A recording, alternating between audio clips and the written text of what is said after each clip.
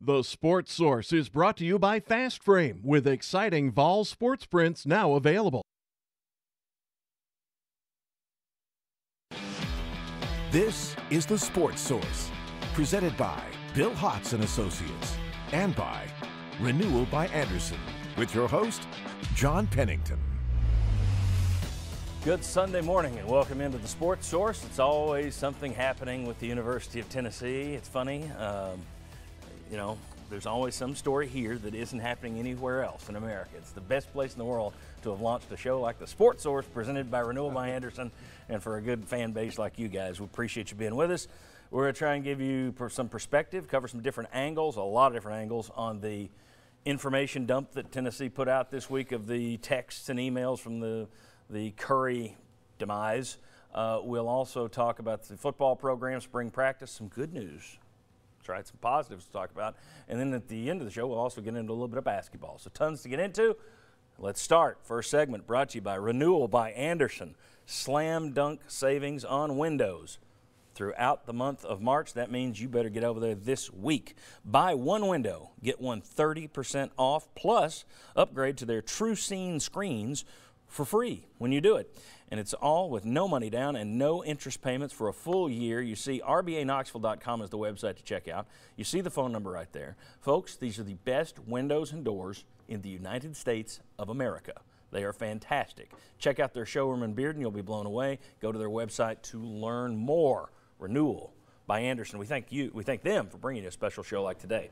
I thank these guys for being the first wave of panelists. There's 7 of us here today. Here's the first 5. Me, Bob Hodge, Jimmy Himes, Mike Strange, Chuck Cavaleris. Thanks to each and every one of you for being here. Tennessee reached a settlement this week with former athletic director John Curry. We knew it was coming. He's been suspended with pay, a lot of pay, for the last 4 months.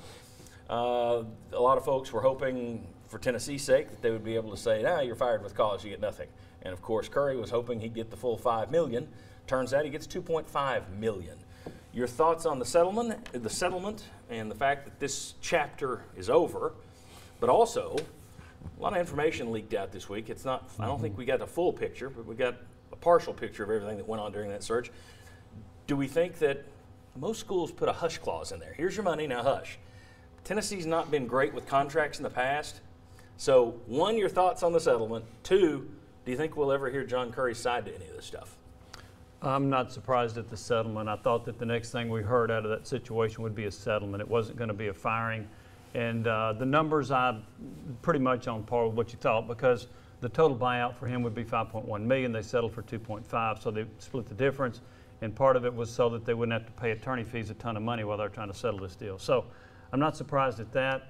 The hush part of it's interesting. I don't know if there's anything there, but I will tell you this, in the past, they have not put a hush clause on some of the agreements they have had parting ways with some of their employees. Whether they do in this case, I don't know. I would if I were Tennessee. I think most smart schools would, but again, Tennessee has, well, if you want to look at goofy contracts, look at the one they gave him in the first place that said you get more money to be fired than you do to actually finish your contract and work it out. Yeah. Well, that's Tennessee for you. Your thoughts, guys. Do you think we'll ever hear from John Curry, or do you want to tackle the other side of it, which is the settlement? It's all yours.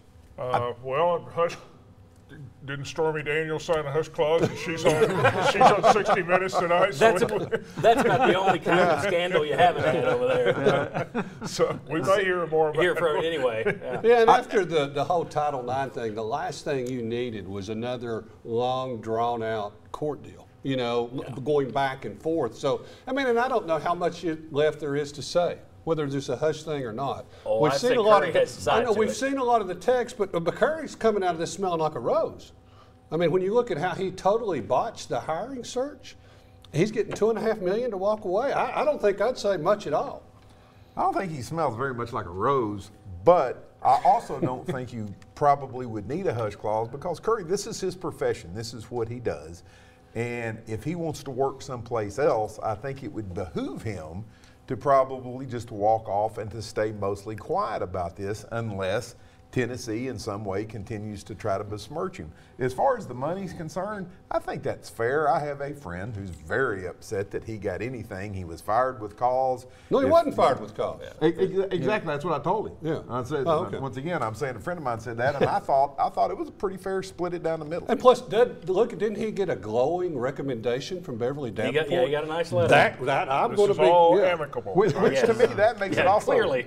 Do you get that kind of recommendation and then come back and Yeah. go and start saying things and dripping stuff out? Exactly. But if you can't get another job, Then When that do you 2.5 start taking runs out, then shots? you start talking. Then you Well, start going to you the might. Inquirer. You may go storming. And all told, he's leaving here with about $3.5 million when you take in the fact Right. the 4 months that he was paid, and then also the 8 months he worked, or 7 months, 8 months, whatever it was. Let's take a look at buyouts in general at Tennessee since 2005. You see the big green number on the right. I just added up. Now, here's the thing. That's since 2005, so 13 years, not even a full 13 years. We're only counting ADs, football coaches, head football coaches, and head men's basketball coaches. Doesn't count assistants, doesn't count smaller non-revenue sports, doesn't count buyouts for incoming personnel, like paying Cincinnati to get Butch Jones out of there. 1.4 for Bose Peterson, 6 for Philip Fulmer, 1 for Bruce Pearl. Thanks for getting us on probation. Have $1 million. Mike Hamilton, 1.3. Thanks for your great gift. Derek Dooley, $5 million. Dave Hart got about $650,000. I rounded. Butch Jones, $8.2 million. John Curry, $2.5. It adds up to $26.1 million. An average of about $2 million a year you're paying people not to be here. And the lesson I see there is if you're going to get in the buyout business, be a football coach. More money there. They get a lot more. All right, now we're going to talk a lot about this text to email stuff. One thing that was interesting was just how much stuff was in there, and we can debate over how Curry came out of it, how he looked or whatever. But Deadspin.com pointed out some interesting things, and let's take a look at this. Here's what they wrote. What's even more interesting to me about this story is that Curry's texts were released in their entirety. The university could have fought or delayed responding to the media's open record requests, as many schools do. They could merely have released the phone numbers Curry texted and not the actual content of the texts, as most schools do. Most recently, Ole Miss with Hugh Freeze did this. But Tennessee actively chose to release these texts almost certainly because they knew they'd make Curry look bad. Here's the thing. Do you agree with that? Do you think they were trying to smear him on the way out? Personally, having read all of these texts and emails from all these parties, I don't think anybody comes out looking particularly wise. No. I think they look like a bunch of duds, personally. I don't think anybody looks good. Well, to that point, I think you're right. That's why I would have trouble believing that they did this only to smear Curry, because a lot of people in there don't look very good with some of the emails that were sent. And obviously, when you send emails, you anticipate they're going to be private, right? Right. I mean, I do it all the time, right? You would think, yeah. You hope, you think, and so there's some things said I'm sure that people didn't want out publicly, but I think it makes a lot of people John, look with that bad. 26.1 million still fresh in our minds, how many things has University of Tennessee handled correctly in the past few years? I think that's just another mistake that was made along the way. Your thoughts on the what was released? Were you guys surprised that you got as much as was out there? TMI. Yes. Shocked. TMI. Yes. TMI.